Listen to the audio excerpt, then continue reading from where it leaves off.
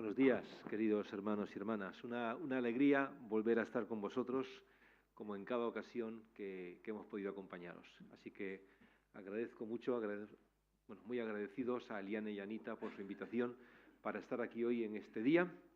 Un día que se presenta muy apretado, hay muchas cosas que combinar, pero este es el tiempo para estar con vosotros y es un tiempo que disfrutamos y agradecemos al Señor muy profundamente. Escuchando a Eliane hablar de la facultad, digo, caramba, qué excelente promotora. Es decir, madre mía, o sea, no hace falta, la voy a meter en nómina. No, bueno, realmente sí, traeros primeramente los saludos de toda la comunidad de la Facultad de Teología de la Unión Evangélica Bautista de España, que como sabéis está en Alcobendas y como bien Eliane estaba explicando, tiene una gran diversidad formativa, es decir, hay títulos en teología, en Biblia, para todos aquellos que estéis interesados en profundizar en el conocimiento bíblico para servir a Dios aquí o donde Dios quiera llevaros a servirle. Así que no solamente el máster, que es el título superior, el grado, hay títulos que son presenciales, otros que son a distancia. Tenemos también los centros de extensión, es decir, además de que está la Facultad de Teología en Alcobendas, hay 4 centros de extensión distribuidos por la geografía española. Es decir, que si alguien quiere estudiar y quiere prepararse, la Facultad de Teología es un buen lugar para hacerlo. Es nuestra Facultad de Teología, sostenida, apoyada por el conjunto de iglesias de la UEB, pero también por muchos hermanos que participan de este ministerio.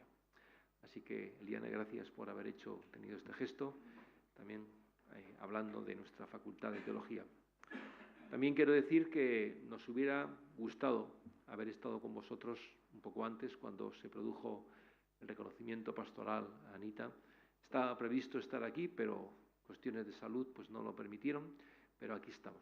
En cuanto fue posible encontrar un hueco en la agenda, aquí estamos y como dije antes, pues gracias por darnos esta oportunidad. Cuando entré, uno entre vosotros me preguntaba, ¿esta mañana vas a hablar sobre Zwinglio? Digo, bueno, pues eso quiere decir que la última vez que estuvimos aquí estuve hablando sobre Zwinglio, el reformador suizo Ulrico Zwinglio, y además, más que de él, que sí, lógicamente había que hablar de él, hablar de un grupo de colaboradores de este reformador en el cantón suizo de Zúrich, que fueron conocidos como los hermanos suizos y que después fueron llamados despectivamente los anabautistas, los rebautizadores. Hemos escarbado en las raíces de nuestra historia. Y eso lo hicimos el año pasado porque precisamente en 2025 se cumplían 500 años del nacimiento de la llamada Reforma Radical, con este grupo de personas valientes que desafiaron el orden establecido porque quisieron ser fieles a la palabra de Dios por encima de cualquier otra consideración. Y ellos, que habían comenzado apoyando a Zwinglio, porque Zwinglio llevó a cabo una importante reforma religiosa allí en el cantón de Zúrich, se dieron cuenta de que cada vez estaba más comprometido políticamente con intereses de los gobernantes, así que decidieron iniciar su andadura siendo fieles a la palabra en aquel día 21 de enero de 1525, cuando celebraron un acto de bautismos en una casa de uno de ellos, de Félix Maz. Así que esa fue la historia para aquellos que no pudisteis estar en esa ocasión, pero recordábamos a nuestros antepasados en la fe. Claro, en esta ocasión no voy a hablar de Zwinglio, quizás en otro momento hablemos también. Muchas gracias, muchas gracias.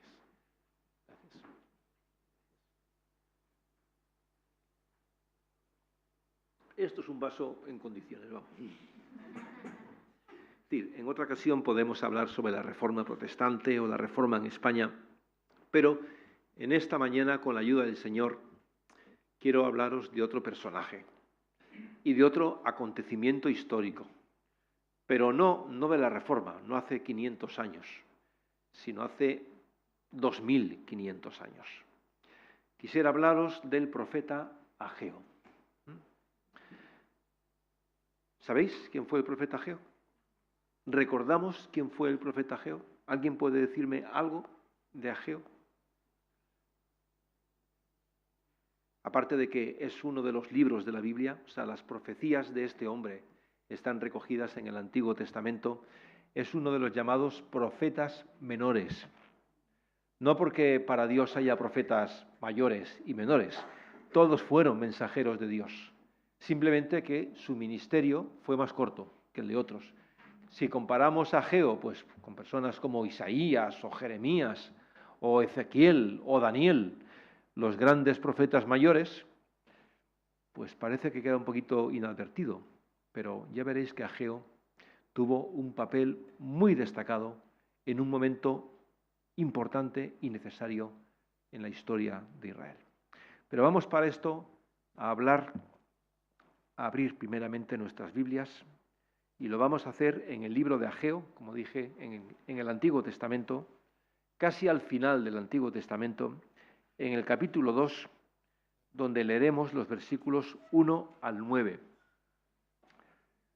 El libro del profeta Ageo, capítulo 2, versículos 1 al 9, y voy a leer en esta versión de la Biblia, que seguro que algunos ya conocéis. Esta es la versión, la que se conoce, versión Reina Valera, revisada en el 2020. Ya sabéis que la Biblia, la palabra de Dios, a través de la historia ha sido revisada constantemente, no para modificar su mensaje, ni mucho menos, sino para actualizar el lenguaje, para que sea más comprensible en cada generación. Y esta Biblia tiene en su portada, tiene un grabado.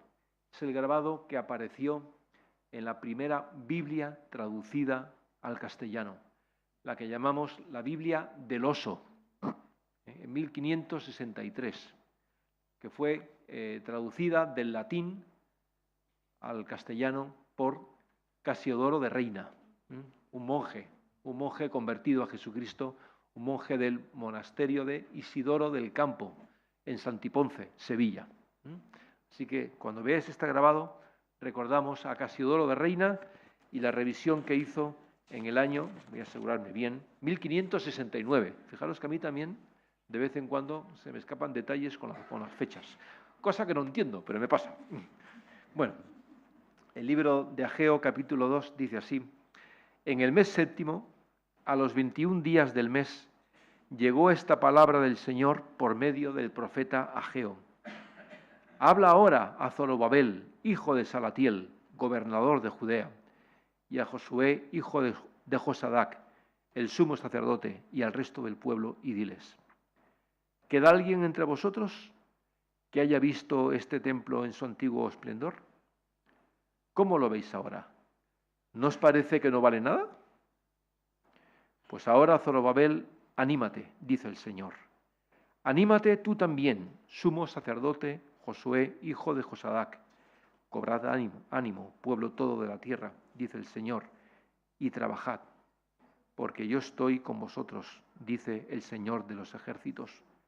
Según el pacto que hice con vosotros cuando salisteis de Egipto, así mi espíritu estará en medio de vosotros, no temáis. Porque así dice el Señor de los ejércitos: dentro de poco haré temblar los cielos y la tierra, el mar y la tierra seca. Haré temblar a todas las naciones.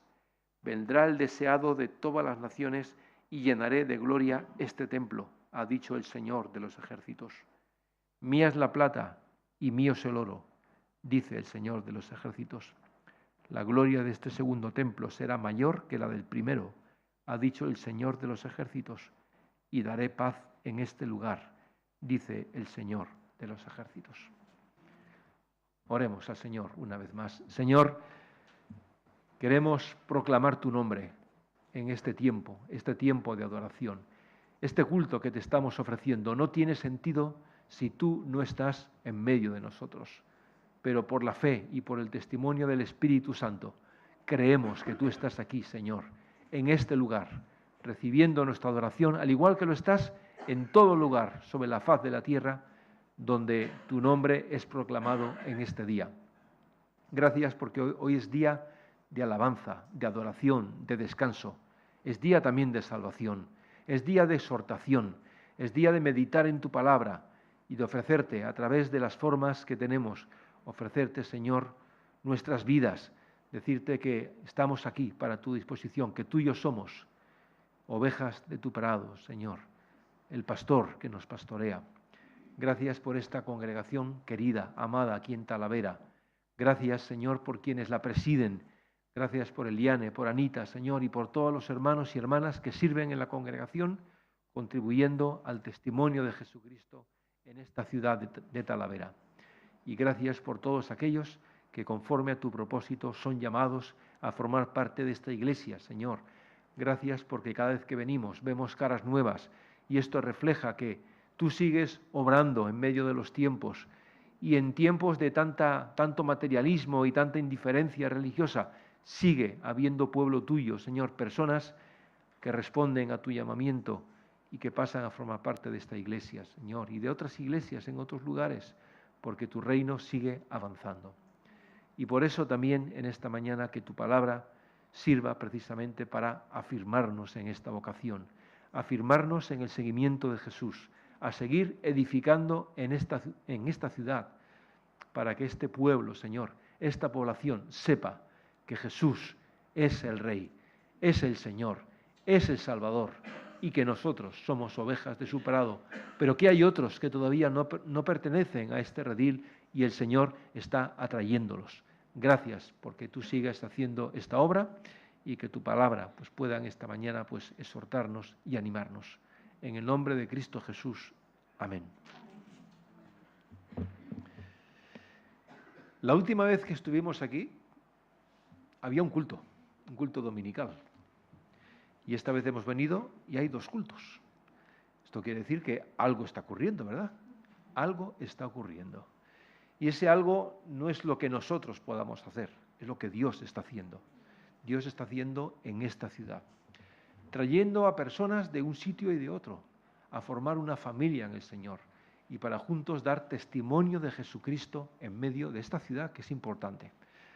Y esta iglesia abre cada domingo sus puertas para anunciar el Evangelio y para proclamar la palabra de Dios, que es lo que también queremos seguir haciendo en esta mañana. Pero hablemos un poquito de Ageo. Dado que no todos conocéis a este profeta, seguro que si os pregunto, bueno, ¿conocéis a Daniel? Sí, ¿verdad? ¿Quién no se va a conocer? ¿Quién no va a recordar a Daniel, no? Daniel en el foso de los leones. Bueno, hasta los niños lo conocen. Claro, esas historias sí. O a Jeremías, cómo fue arrojado a una cisterna, precisamente por proclamar el mensaje que Dios le había dado. O Isaías, que tuvo aquella visión cuando entró en el templo de Dios y vio a Dios sentado en su trono. Fue tal la visión, quedó tan conmovido que pensó que se iba a morir del susto. Claro, porque él decía, ¿quién podía contemplar a Dios y seguir viviendo después de ver su gloria y su majestad? Bueno, pues estos profetas como Ageo, más discretos, que casi pasan, como dije antes, inadvertidos, tienen un lugar fundamental en el propósito salvífico de Dios. Y para entender lo que pasa con Ageo, hay que recordar una fecha. ¿Veis cómo también hay historia? Siempre hay historia. Bueno, la palabra de Dios es historia, porque es la historia de la revelación de Dios a los seres humanos a través de siglos y siglos y siglos. Bueno, pues en este caso hay un acontecimiento muy trágico en la historia del pueblo de Judá.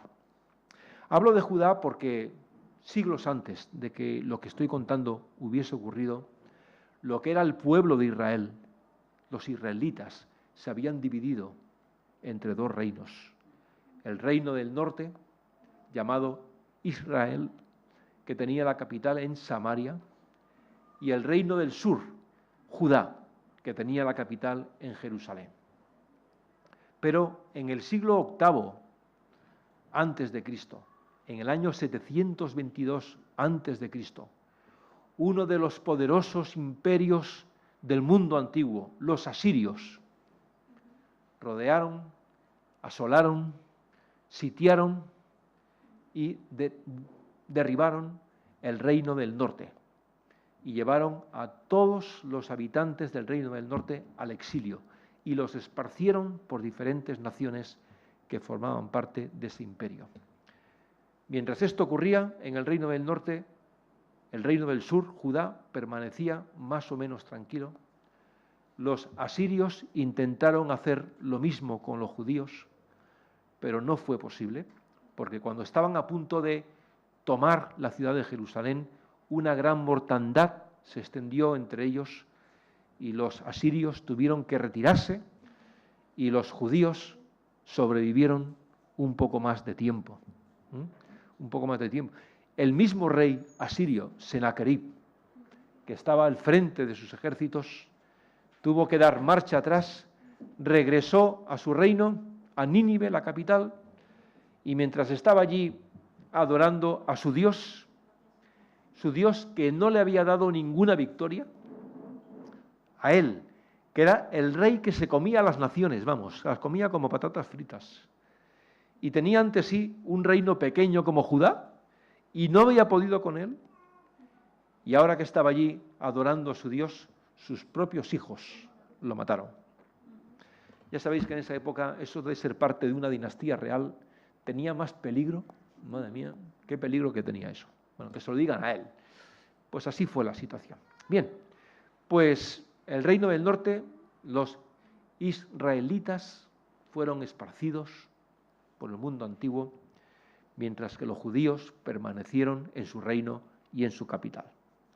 Pero en el siglo VI a.C., en el año 586 a.C., una nueva potencia militar había emergido en el mundo antiguo. No voy a hacer examen de esto, digo para que estéis tranquilos, solamente hay que ponernos en contexto para entender lo que está ocurriendo aquí. Una nueva potencia, los caldeos, conocidos como los babilonios, porque su capital estaba en Babilonia, la gran Babilonia, una de las maravillas del mundo antiguo.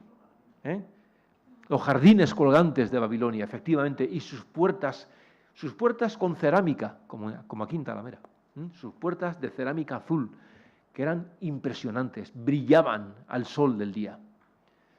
Bueno, pues este imperio, el nuevo imperio dominante en la época, los caldeos, que habían derrotado a los asirios, pues ahora ellos son los que se ponen en marcha y se dirigen al reino de Judá y sitian Jerusalén. Y esta vez sí, esta vez Jerusalén es tomada por los caldeos. Es la época en la que Jeremías, el profeta Jeremías, constantemente estaba exhortando al rey, a los gobernantes y al pueblo a volver sus corazones a Dios. Porque lo que estaba ocurriendo era el resultado de haber abandonado a Dios y su ley, y de haberse entregado a toda forma de idolatría, a toda costumbre pagana. Y Dios había ido enviando profetas diciendo a los judíos, cuidado que el juicio va a llegar. Si no cambiáis, el juicio va a llegar. Y el juicio llegó, porque Dios no es hombre que se arrepienta, y lo que dice, lo hará. Pero dio mucho tiempo a su pueblo para que reaccionasen, para que cambiasen de conducta, porque era tremendo lo que estaban haciendo, era todo tipo de abominación. Y al final, el instrumento de Dios para su juicio fueron los babilonios, con su rey, también bien conocido, Nabucodonosor I. Y este rey era un rey muy poderoso, así que sitió Jerusalén durante 2 largos años. Y Jerusalén cayó. Y los judíos que sobrevivieron a esta tragedia, no pensemos que se fueron de rositas, fueron llevados al cautiverio. Igual que los israelitas tiempo antes fueron llevados al cautiverio, ahora los judíos fueron llevados al cautiverio a Babilonia.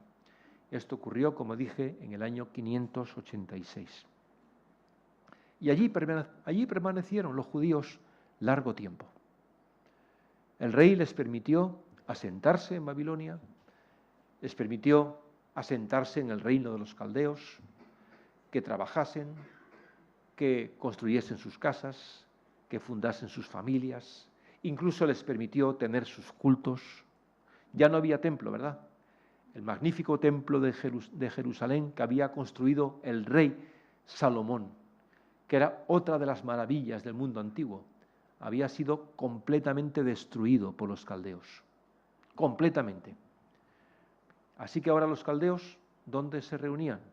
En pequeños lugares. Los caldeos no, los judíos. ¿Dónde se reunían? En sinagogas. Allí comenzaron las sinagogas, en el exilio en Babilonia. Y allí se reunían, pero ya no había templo. Pero mantuvieron su fe en el exilio, hasta que Dios levantó un nuevo rey en Babilonia. Su nombre era Ciro, el rey Ciro, de Persia, otra potencia más. Bueno, ya veis que esos años eran de potencias imperiales, ¿no? Imperialistas. Los persas conquistaron a los caldeos y los dominaron.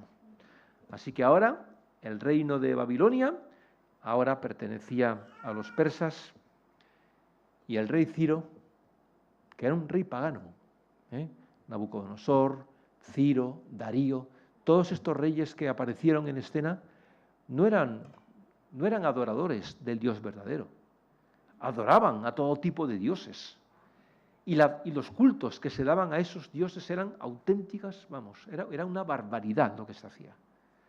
Sin embargo, esos reyes fueron usados por Dios de una manera o de otra para enderezar el camino de su pueblo. Y es lo que está pasando en esta ocasión. Porque el rey Ciro, estando ya en el trono, proclama un decreto. Y este decreto es que los judíos que están allí en Babilonia y en el reino de los caldeos pueden regresar a su tierra. Estamos en el año 536 a.C. Así que entonces un nutrido grupo de judíos, al frente de ellos Zorobabel, a quien el rey Ciro encomendó la tarea de ser el gobernador, emprenden el camino de regreso a su tierra. A la tierra que muchos no vieron, porque ya habían nacido en el exilio. Habían pasado 50 años desde que ocurrió aquella gran tragedia, que fue el exilio y la destrucción de Jerusalén. Algunos sí, algunos ya mayores regresaron a su tierra para ver la tierra en la que nacieron.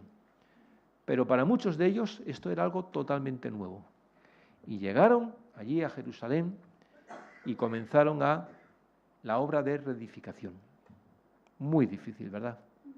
Porque cuando llegan a Jerusalén se encuentran una ciudad totalmente asolada.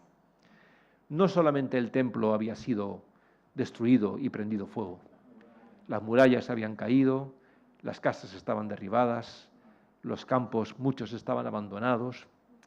En fin, cuántas cosas, ¿verdad? Qué tragedia. Cuando uno vuelve, ¿no? Es decir, yo a veces pienso en las personas que han dejado atrás, pienso en tantos emigrantes, no solamente los que venís ahora de otros países, los que de España han emigrado a otros países para hacerse una vida mejor. Muchos de ellos se quedaron en el lugar. Yo tengo familia en Venezuela hasta el día de hoy.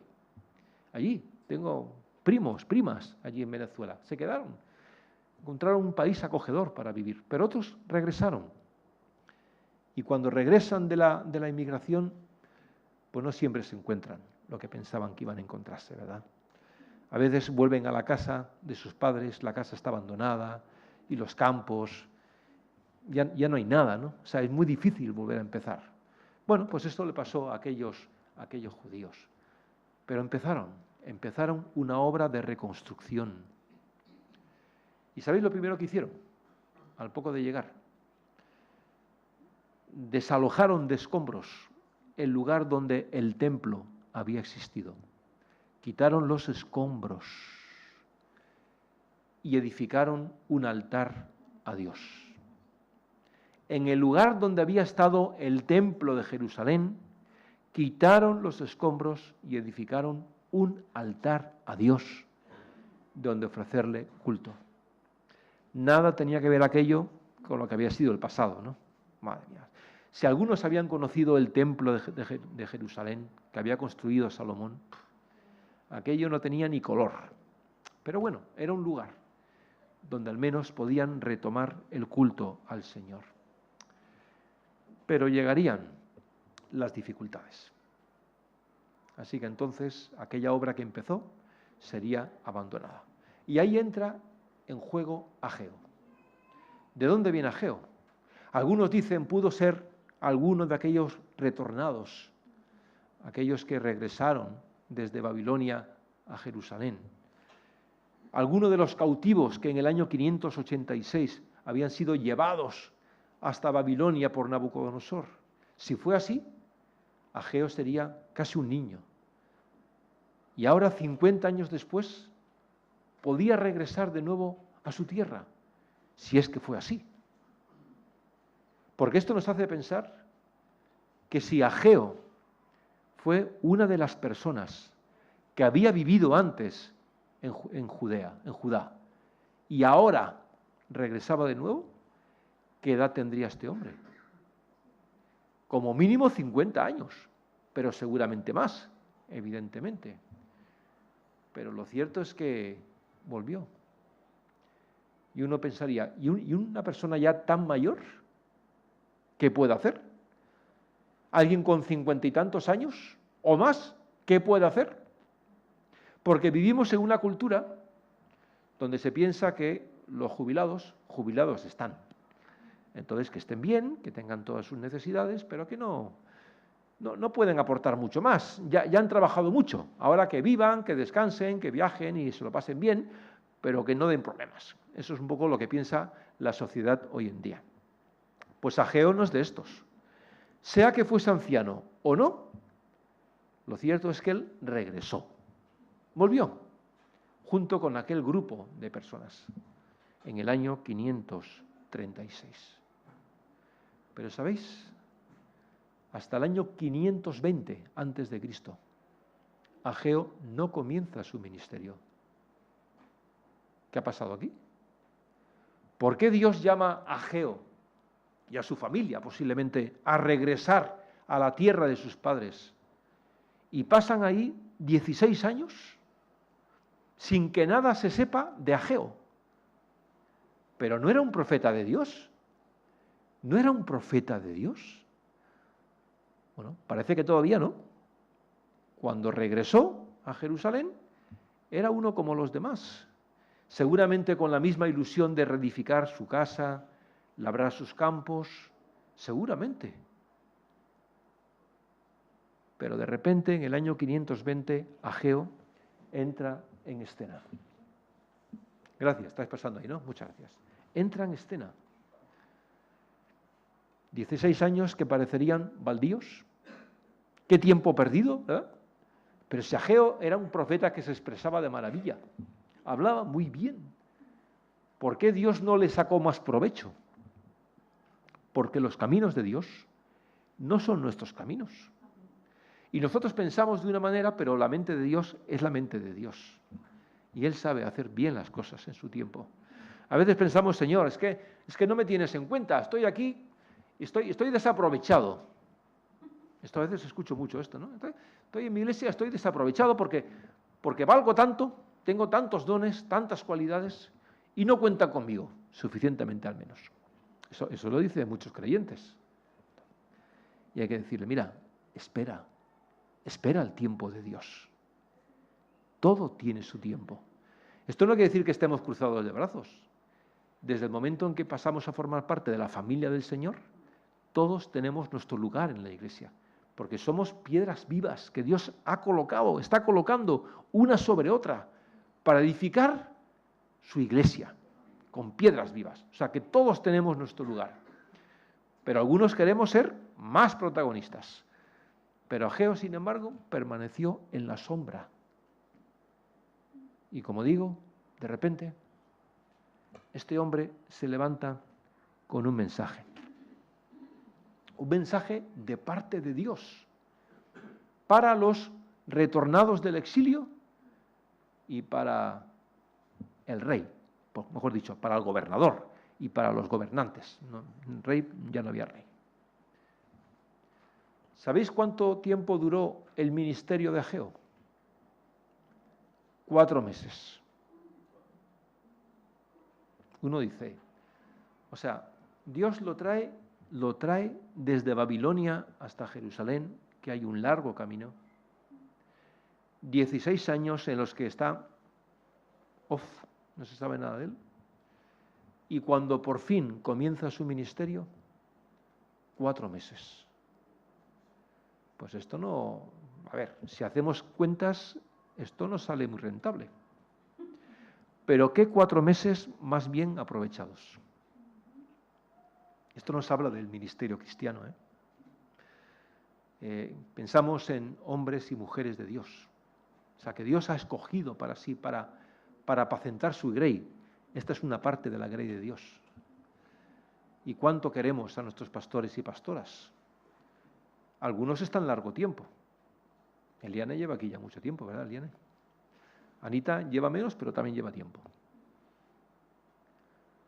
Y que Dios os conserve aquí mucho tiempo, porque la Iglesia está contenta y está creciendo bajo vuestro liderazgo. Pero a veces llegan personas que están poco tiempo, haciendo un ministerio. Y parece que, bueno, pues no va a hacer mucho. Pero ese tiempo de ministerio, aunque haya sido breve, qué rico, qué fecundo, qué provechoso que ha sido. Pues esto es lo que pasa con Ageo. Porque no es cuestión de sumar días, semanas, meses y años. Se trata de hacer la voluntad del que me envió, como dice el Señor Jesucristo. Así que 4 meses. Después, cuando él se retira, su ministerio va a ser continuado por otro profeta del Antiguo Testamento, Zacarías, el profeta Zacarías, y por el escriba Esdras, que será el gran colaborador de otro gobernador, Nehemías. También se acuerdan de Nehemías, ¿no? El copero del rey Artajerjes. Ya vais. ¿Veis cómo esta historia va cuadrando? Bueno. Pero daos cuenta, él era un enviado de Dios. En un momento concreto, en un tiempo concreto y para un ministerio concreto. Porque el ministerio cristiano no es una forma de vida. Algunos piensan que, bueno, servir al Señor, pues puede ser una forma de vida, una profesión como otra cualquiera. Bueno, si piensas esto te equivocas. Porque el ministerio cristiano es un don de Dios. Dios es el que llama. Dios es el que envía. Dios es el que decide dónde vas y por cuánto tiempo vas. No depende de nosotros, depende del Señor. Así que si tú sientes que Dios te está llamando a servirle de alguna manera, no le pongas tú a Dios las condiciones. Deja que Él te muestre el camino. Como dice el apóstol Pablo, que sea Dios quien abra puerta para mi ministerio. Deja que Dios abra puerta para tu ministerio. Si Dios te está llamando, Él te abrirá puerta y te dirá dónde, si es aquí, o es allá, o acullá, y por cuánto tiempo será. ¿Vale? Esto es lo que nos enseña Ageo. Un profeta que ha pasado a formar parte de la Biblia. Su mensaje forma parte de la Biblia. Quiere decir que no fue un mensaje y un ministerio tan pobre. Fue sin duda un ministerio muy relevante. El mensaje de Ageo se divide en 4, podemos pasar, se divide en 4 discursos. El primer discurso, fijaros, 4 meses, Yo creo que Ageo se pasaba un mes escribiendo el discurso y luego lo proclamaba y el siguiente mes, ya, pues no trabajaba mucho. Bueno, sí trabajaba, de verdad, ya lo veréis. El primer discurso es donde, del capítulo 1, lo tenemos en Ageo, capítulo 1, versículos 1 al 15, él reprende a los judíos que habían regresado desde Babilonia con Zorobabel por una razón, por haber abandonado la edificación del templo. ¿No os dije que cuando los judíos regresaron, de lo primero que hicieron fue limpiar de escombros el lugar donde el templo había estado construido y levantar un altar donde Dios pudiera ser adorado? Oye, ¿con qué buen ánimo habían comenzado? Pero ese buen ánimo se había ido menguando. Y sabéis, aquellos exiliados que habían retornado pensaron que era más importante edificar sus casas, cultivar sus campos, apacentar sus rebaños, que edificarle un templo a Dios. ¿Para qué?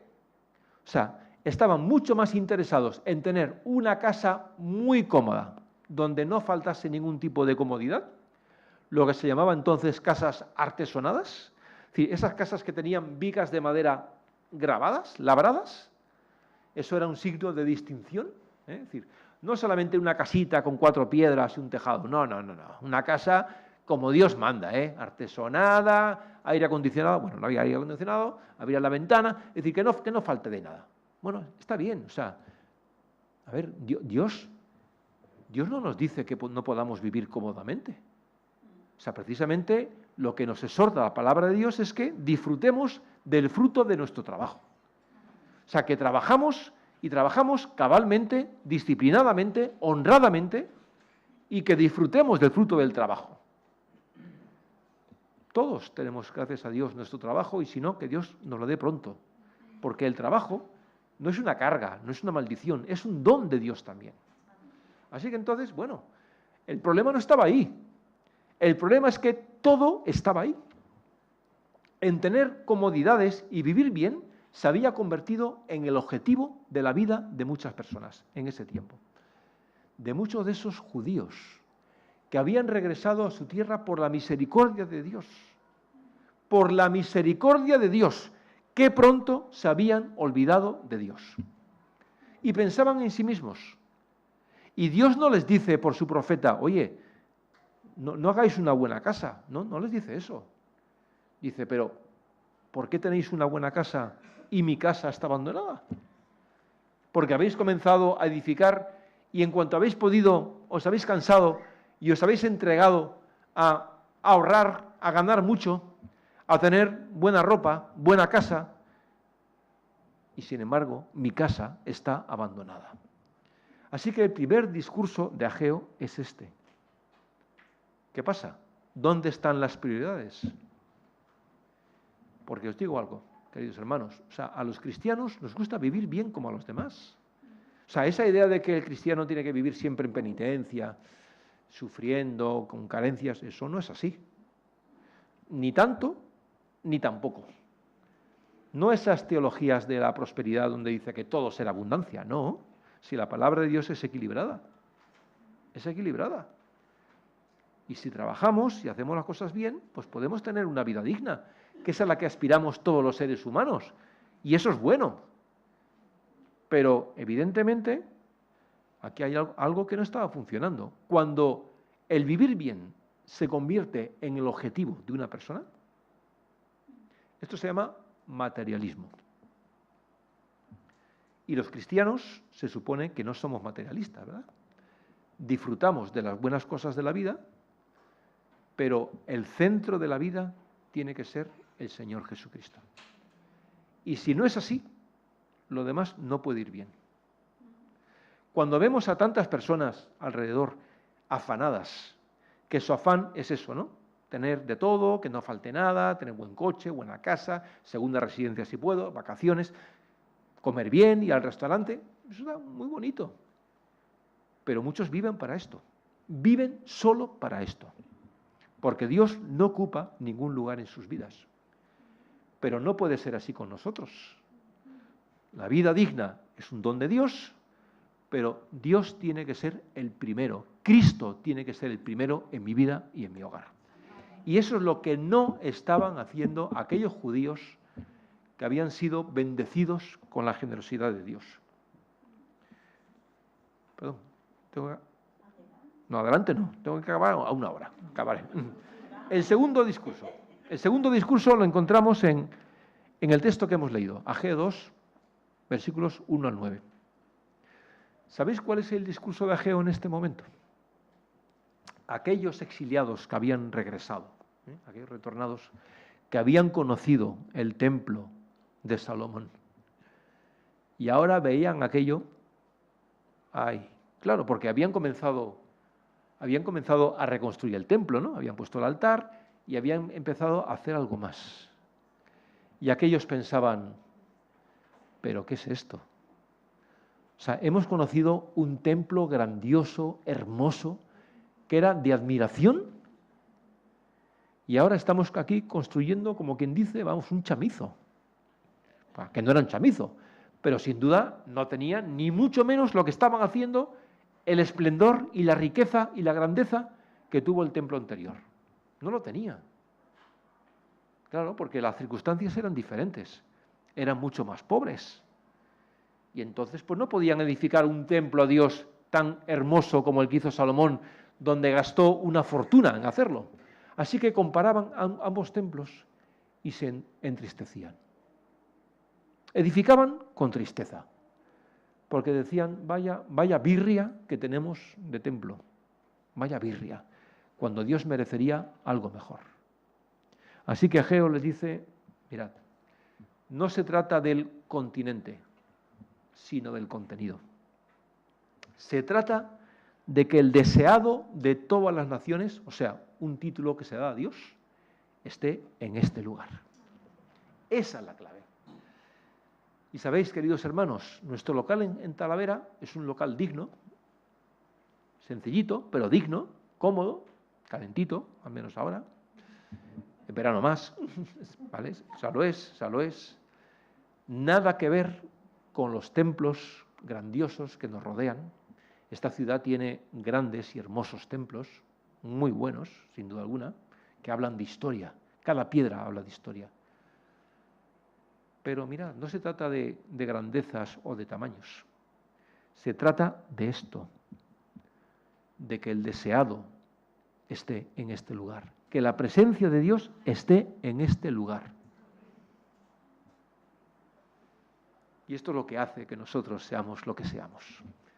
La presencia del Señor está aquí, en nuestro humilde templo, pero aquí está el Señor. Aquí está el deseado de las naciones. Y Dios sabe dónde estará en otros lugares. Pero tenemos la certeza de que Dios está aquí. Y si no creyésemos esto, no estaríamos ofreciéndole nuestro culto, ¿verdad? Estaríamos haciendo otra cosa. Creemos que está aquí. Y además, no Ageo, sino otro profeta, Ezequiel, recordará a los judíos que el grandioso templo de Salomón, antes de ser destruido, este templo, muy bonito por fuera, mucha fachada y muy bien hecho, Dios había abandonado ese lugar. Es decir, quedaba la carcasa, quedaba la edificación. ¿De qué servía tanta magnificencia si Dios no estaba allí? Por eso, cuánto nos gusta recordar que donde 2 o 3 estemos reunidos en el nombre del Señor, allí está Él en medio de nosotros. Aunque estemos debajo de un árbol, o debajo de una marquesina, o en el campo, o en una cueva, que creo que no hace falta, o en un local. O sea, decir, da igual, porque lo que da sentido a lo que somos es que el Señor está con nosotros. Por eso el discurso de Ageo es este. No se trata de hacer una gran cosa, sino que Dios esté aquí. El tercer discurso de Ageo, capítulo 2, versículos 10 al 19, está dirigido a los israelitas, a los judíos. Y les dice que sus campos, sus tierras, que no estaban dando buen fruto, por mucho que trabajaban, cuanto más trabajaban, menos cosechaban. Esto ocurría porque no estaban dando en su vida prioridad al Señor. Es decir, que no esperasen cosechar mucho, que no esperasen obtener mucho resultado de su trabajo, mientras Dios no fuese el centro de sus vidas. Y aquí tenemos otro mensaje poderoso. No se trata tanto de todo lo que podamos hacer, y lo dije antes, sino que el Señor esté en mi vida y en mi hogar y en mi trabajo en el lugar que le corresponde. Si damos a Dios la honra debida a su nombre, lo demás irá bien. Y no lo digo yo, lo dice la palabra de Dios. Lo demás irá en orden. Si Dios tiene el lugar que le corresponde en mi vida. Y eso es lo que Ageo les está diciendo. Y el cuarto discurso, finalmente, para terminar, los discursos de Ageo, capítulo 2, versículos 20 al 23, está dirigido a Zorobabel, el gobernador de Judá. Y ahí, a través de Ageo, Dios le dice a Zorobabel, tranquilo. ¿Por qué? Porque todo el mundo alrededor estaba en crisis. Guerras, invasiones, problemas en el mundo antiguo, reinos que caían, reinos que surgían. Esto es lo que se conoce en Ageo, capítulo 2, versículo 7, como el temblar de las naciones, un mundo conmovido.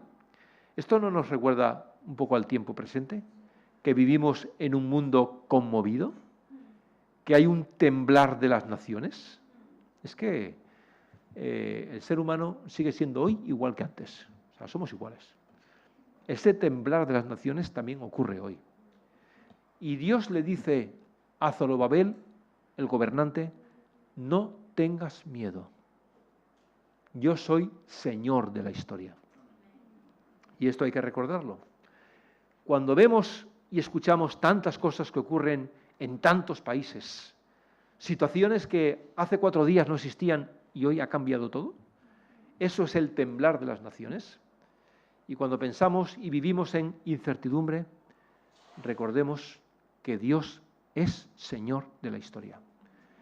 Que las naciones se levantan y caen porque Él lo permite, ni más ni menos. Así que a Zorobabel es un mensaje de ánimo. Así que entonces, ¿qué ocurre? Después de todo eso, y ya vemos por qué Ageo tiene que dirigir estos discursos, aunque los judíos que habían vuelto del exilio habían comenzado a construir el templo de nuevo. Lo habían abandonado la construcción. ¿Por qué? Pues porque llegaron los problemas. ¿Qué problemas? La sequía, malas cosechas, pobreza, había inestabilidad política. Y esto atacó al ánimo de los judíos. ¿Esto no nos pasa también a nosotros? Que, Señor, aquí estamos, haciendo todo lo que tenemos que hacer, estamos trabajando, estamos anunciando el Evangelio en esta ciudad, estoy intentando cuidar mi hogar, tener un trabajo digno, intento tener buenas relaciones, intento labrarme un porvenir, sostener a mi familia con mis ingresos, tener a mis hijos y a mis hijas bien. Y las cosas no me van bien, no me van bien. Y ahí es donde la tentación surge. ¿Será que las cosas no me van bien porque no trabajo lo suficiente? Claro, no trabajo lo suficiente porque igual dedico mucho tiempo a las cosas de Dios. Esta tentación está ahí, ¿eh? He visto a muchos cristianos sucumbir a esta tentación. ¿Será que dedico demasiado a las cosas de Dios?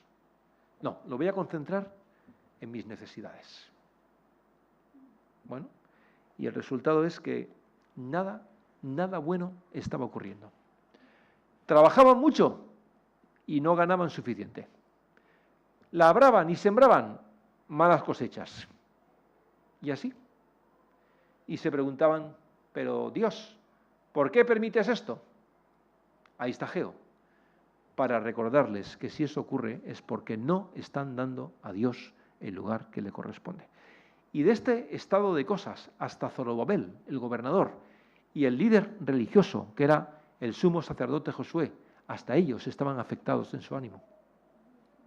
Claro, estaban decaídos, estaban deprimidos, porque estaban gobernando un pueblo que parecía no tener rumbo ni destino.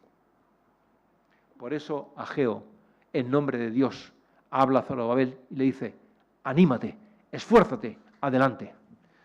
Porque si el líder, el que está al frente, no tiene claras las cosas, el pueblo también andará disperso. Por eso, ¿cuántas veces insistimos, no?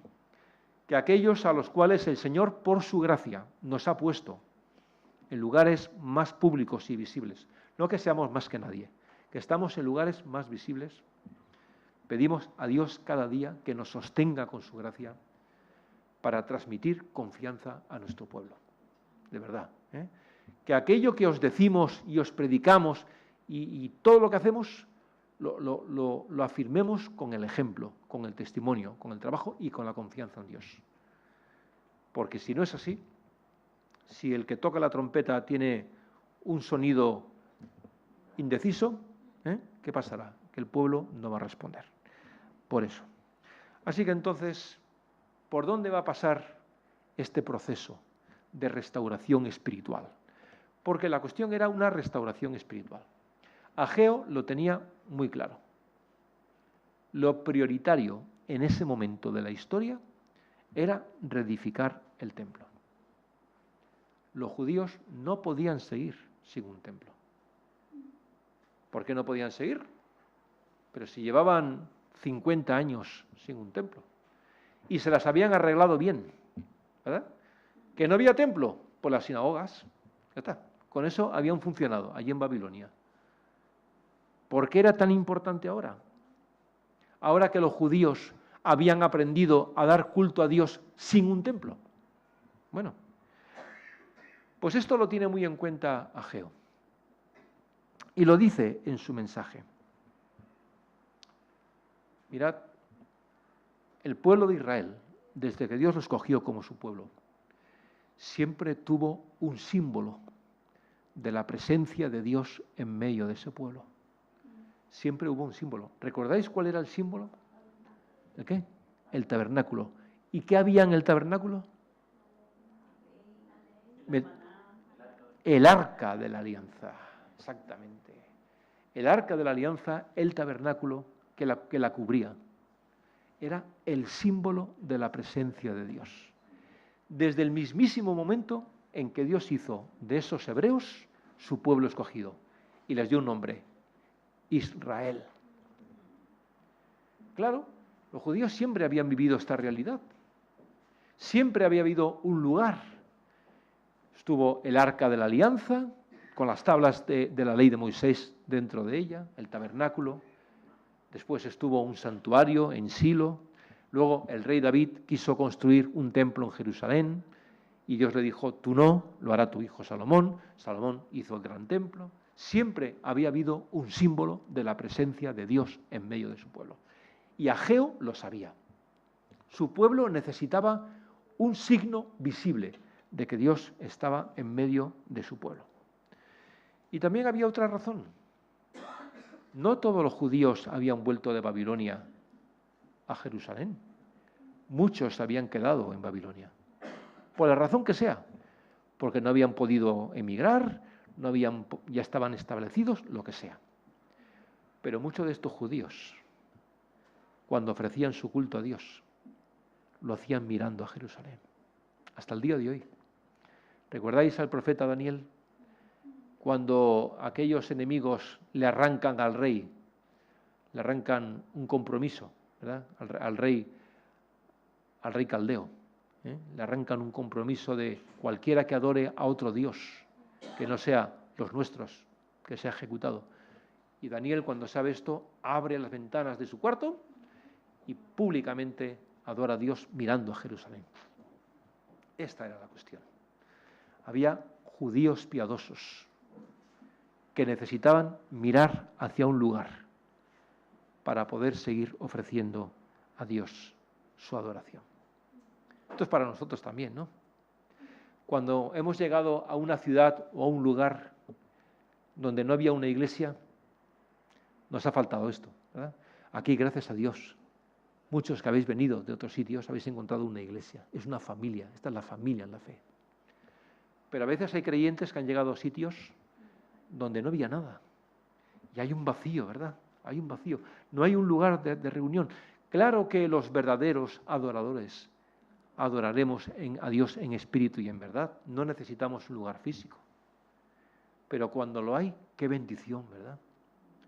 Me acuerdo en la época de mi vida, cuando era joven, bueno, serví en el ejército, la época en que el servicio militar era obligatorio, y me enviaron a un lugar allá en los Pirineos. Vamos, yo digo, ¿aquí habrá algo? Aparte de frío que hacía mucho, ¿aquí habrá algo? Y había una pequeña iglesita. Ay, Dios mío, qué bendición fue. Se reunían 6 hermanos contándome a mí. 6. Era un local, vamos, Esto sería una catedral comparado con aquello.